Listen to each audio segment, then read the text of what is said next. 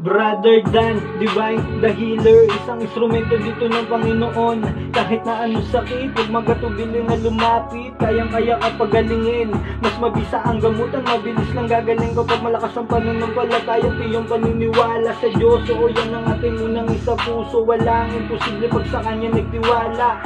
Di po kita binibiro, dito mo mararanasan paano magkaroon ng himala. Physical o spiritual na sakit, kahit ganong kalala. Huwag ka pong mag-alala, si Bro Dan na po ang bahala. Nagbabahagi din ng karunungan, nagkaalaman na matuturing kayamanan. Dasal na Latin na pananggala at gabay na pangontra para sa iyong kaligtasan. Malang gabi po sa inyong lahat mga kapatid. Narito po muli ang inyong lingkod, Brother Dan, upang magbagi sa inyo ng munting kaalaman patungkol sa aura.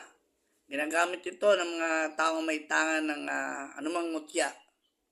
Pangsupil, pagpapasuko, pagpapalayas ng mga masasamang espiritu, pangkaligtasan at ang pamproteksyon. Narito po ang orasyon.